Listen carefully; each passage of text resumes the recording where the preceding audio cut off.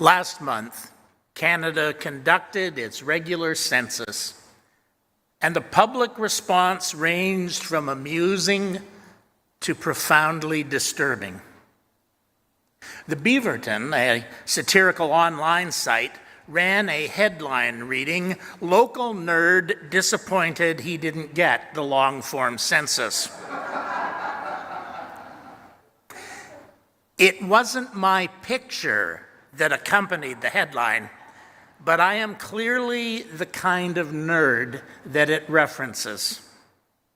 Once again, I received the short-form census at home, as I have every year of my life. And I was indeed disappointed. As one of those fortunate Canadians to be a cottager, I also received a census form at my cottage.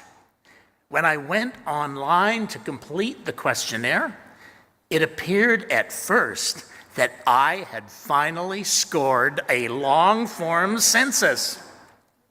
I felt giddy, inspired, almost fulfilled as a human being. But as soon as I indicated that our cottage was a secondary residence, the questionnaire abruptly ended with a curt thank you, and my hopes were dashed. This close I came, this close. This one, though, was even shorter than the short-form census I received at home. They should have called it the stubby census or the not really there census. It needs its own name when it's shorter than the short form. There I was, sitting at the kitchen table of my cottage, suffering from census interruptus. I would have happily completed the long-form census. I've been waiting a lifetime to do so without luck. I did download the census questions and filled them in to leave in my files for my children and my grandchildren to see what I would have answered if I had received the correct form. But now I'm obliged to live for at least another 5 years so that I have another chance. But I'm beginning to lose hope. I wanted to do this while I was still young and virile, providing a snapshot of myself and my family, but I'm reaching the age where my long-form census entries will offer little more than notes for my obituary. If it were up to me, everyone would get the long-form census every time, just as my grandparents and great-grandparents and great-great-grandparents received in their time. And perhaps that's why I don't get invited to very many parties. I'm a fan of the census partly because I believe in evidence-based decision-making, not to mention the value of individuals and societies taking stock of themselves every once in a while. At the same time, I acknowledge that there may be legitimate concerns about how censuses are taken and used, but I believe that the value of the census far outweighs the risks. So I don't need to be conscripted to participate. I'm a happy volunteer. And I counted myself in, even though I didn't get the chance to do so as fully as I would have liked. Maybe next time. As a side note, I will confess that a big part of my enthusiasm for the census relates to my hobby of genealogy. I have mined the censuses of the past, that is, the older ones, which are now publicly available, for valuable information about the lives of my ancestors. I resent the little box that Stephen Harper added a few censuses ago that allowed people to check that their census data would never be available to anyone ever.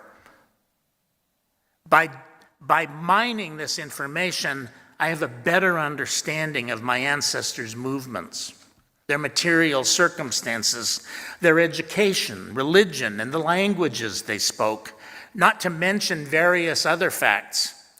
In a world where monarchs and military leaders, politicians and celebrities claim most of our attention, sucking the oxygen out of the room, census data gives us an insight into everyday people. And it is an invaluable source of information for social history, genealogy, sociology, gender studies, economics, demographics, and countless other fields of study. It is impossible to pinpoint when the first census was taken, for the practice of estimating the size and composition of human populations is as old as the earliest states. And censuses can be found throughout history around the world.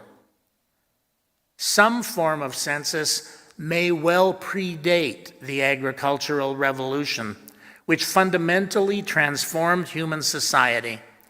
But it was that kind of state, the kind that developed from the agricultural revolution, that found the census to be an especially valuable institution. Indeed, whatever other purposes it may fulfill, a census is a tool of state formation and, yes, control. While the word census has often been linked to the Latin centum, or counting by hundreds, it is in fact derived from the Latin censere, which means to estimate or assess. While today we commonly associate it with periodically estimating the human population and its characteristics, censuses have also been conducted to count livestock, property, and other resources, sometimes, oftentimes, for the purpose of taxation. The most famous census of ancient times is undoubtedly the one that led Mary and Joseph to Bethlehem, if we believe the biblical account, which seems fanciful as history, but still makes for an excellent story. In those days, a decree went out from Caesar Augustus that all the world should be registered, says the Gospel of Luke. This was the first registration and was taken while Quirinius was governor of Syria. All went to their own towns to be registered. Joseph also went from the town of Nazareth in Galilee to Judea, to the city of David called Bethlehem, because he was descended from David. He went to be registered with Mary, to whom he was engaged and who was expecting a child. Every Christmas, people breeze through this reading, neglecting to even notice that this is a biblical story about the census. What could possibly be more engaging and exciting than that? And yet we talk about three wise people from the east. We talk about stars and angels and beasts in the manger. We talk about all these things and neglect the most important part. It was census day. This census was real enough. It took place after Rome deposed the successor of Herod the Great and established the Roman province of Judea, instituting a new property tax, which was met by a revolt by the so-called zealots led by Judas of Galilee. But in the gospel, it is used as a literary device in the telling of the story of the Nativity. And this part simply doesn't align with the known facts of history. Either Jesus was born around the time the census was taken, or the census had nothing at all to do with why his parents were in Bethlehem, if they were really there. However, the revolt of the Zealots does evoke parallels in the rebellion of modern-day census resistors, who are every bit as extreme in their rejection of the government's authority to undertake a census, even without imposing a tax at the same time. This ancient census may be the most familiar today, but it was hardly the first one. The Bible records earlier censuses, beginning with the book of Exodus, which records that Moses took a census before the plague, during which each person was required to give a ransom for their lives. That is, a tax of half a shekel, which was imposed equally upon everyone, that is, presumably all adult males, irrespective of their wealth. It was the first single tax. Wasn't a good idea then, and it isn't a good idea now, because it's fundamentally unfair. The book of Numbers reports that Moses took a census while the Hebrew people were still in Sinai, having lost their direction, identifying people by their clans and ancestral tribes, with particular emphasis on identifying the number of men, aged 20 and older, who were able to be deployed in war. The book devotes 4 chapters to its account in the various tribes and their numbers, which seem greatly inflated, and outlines the specific roles and responsibilities of each in providing for the defense of the Israelites and their treasures. It goes on to yet a 5th chapter that revisits these very issues. King David later undertook a census which proved to be as controversial as any recent census, once again yielding improbable numbers, which was followed by a 3-year famine, perhaps divine retribution for fudging the facts. Following King David's time, Solomon took a census of the aliens residing in the land of Israel, which reveals that the people of that land were not alone, and that perhaps the ethical standards that taught the ancient Israelites to welcome the stranger in their land was in fact a serious question. All told, censuses seem to have been common occurrences in biblical times, used to impose taxation, identify military capacity, clarify tribal identification, and otherwise support the state. But the census was hardly a biblical invention. Censuses and other forms of registering populations can be found in China and India, Persia and Egypt, Greece and Rome. At times, it has been used to establish the family or household as a primary instrument of maintaining social control and morality. In other cases, it has served as an instrument of taxation or military conscription. But it seems to have been the Romans who established a census as a recurring enumeration of the population, when Servius Tullius decreed that the population should be recorded every 5 years, along with the property held by each family. The Roman census sorted people according to their social class, and each census was followed by a lustrum, or sacrifice of purification, which was performed by the censors who had undertaken the count and classification. I suppose that you could say that by addressing this subject from the pulpit this morning, I am engaged in something of a lustrum following the most recent census, although I had nothing to do with counting other than submitting my own data. Caesar Augustus attempted to undertake a census of the entire Roman Empire, but it was never completed. In his history of Rome, Titus Livius described the census as a measure of the highest utility to a state destined as Rome was to future preeminence. for it enabled the orderly organization of people and property in both peacetime and war, while ensuring that every citizen's contribution to the state was proportionate to their means. The census, as we know it today, began to take shape in the 17th century, and the intendant Jean Talon's census of the colony of New France in 1665 and 1666 was the first census taken on Canadian soil. Provincial censuses were taken during the first part of the 19th century, along with the territorial census of Assiniboia in 1831, the first to include what's now Winnipeg in its count.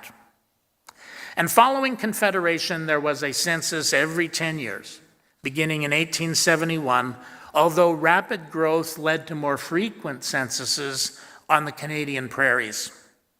Since 1986, the frequency has again been every 5 years, perhaps as much as anything because of the rapid growth we experience today, once again through immigration. As I've already said, the resistance of modern-day zealots have parallels throughout history. The experiences of David and Solomon were little different than those of Justin Trudeau and Mark Carney, who have been vilified by many during the recent censuses. Even Stephen Harper faced a backlash over the census when he was Prime Minister. Contrary to what many seem to think and what you read on social media, there is no Carney census. There is no Liberal census. There is only the Canadian census. And while the questions may change a bit from time to time, the census is a tool that has been used by governments of every stripe since the country was established, even before. A large part of the resistance is grounded in what might be described as a persistent opposition to government itself, reflecting how deep our political polarization and social tribalism has become. But it also betrays a degree of individual and collective paranoia that is deeply concerning. Monitoring some of the comments on social media, I observed that the federal government might have distributed tinfoil hats along with the census forms they distributed to every household in the country, just as a measure of protection. We actually reveal more about ourselves to private corporations through credit card purchases and loyalty programs, not to mention our browsing histories. May I recommend that you set yours to delete? Then we reveal to the government when we complete the census.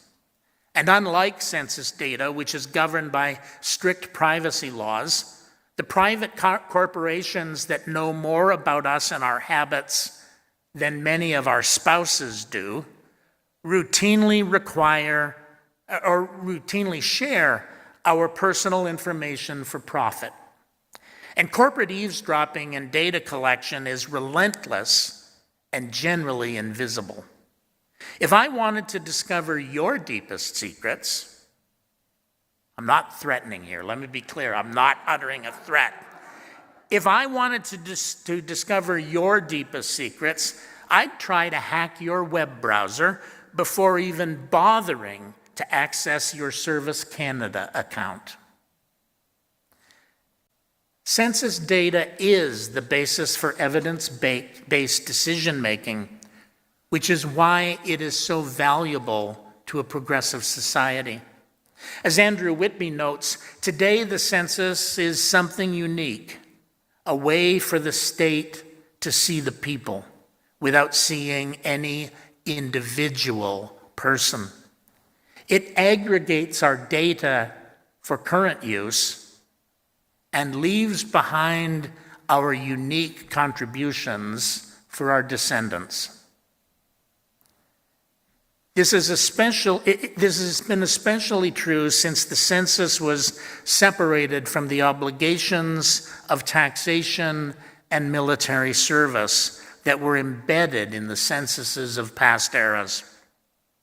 Given the many ways we now aggregate information, some have questioned whether the census retains any value, let alone the value it once had. The world today is awash in statistics. But unlike these other kinds of data, I think the census still offers a valuable snapshot in time, akin to an audit of the data we gather from other places. Or perhaps we might compare it to being a snapshot that is not unlike an election compared to a public opinion survey. It remains an invaluable tool for planners and decision makers seeking to understand the population and its needs, both in government and in the private and nonprofit sectors. An accurate census is critical to our democracy and our economy, writes Alex Padilla. It underpins fair representation in government and allows us to ensure that our communities receive equitable funding for schools, roads, healthcare, and much more. At least more equitable funding than if we only made our decisions based on prejudice about particular neighborhoods and communities. And so the census infrastructure helps to determine representation in Parliament, federal transfer payments, hospital and school planning, housing and infrastructure investment, emergency preparedness and disaster response, transit, roads, and the expansion of broadband services, seniors' care and disability services, indigenous program funding, newcomer settlement services, food banks and social planning services. I could go on, but I won't. But these are the valuable social institutions that are served by our policymakers having accurate information about the people they serve. And some of the questions that have been recently added to the census questionnaire help to refine things further by taking previously invisible people in our society and making them visible. Even so, I do understand the concerns of marginalized populations who understand that autocratic regimes have used census information to oppress particular groups of people. But the census also draws attention to those who might otherwise be invisible by demonstrating clearly that they exist. During this year's census, many people complained on social media about the questions involving race, ethnicity, gender identity, and sexuality. However, it was my anecdotal observation that almost all of those who were complaining about these questions were those who appear to fit very neatly into the privileged groups that have dominated society for generations, not from those groups themselves.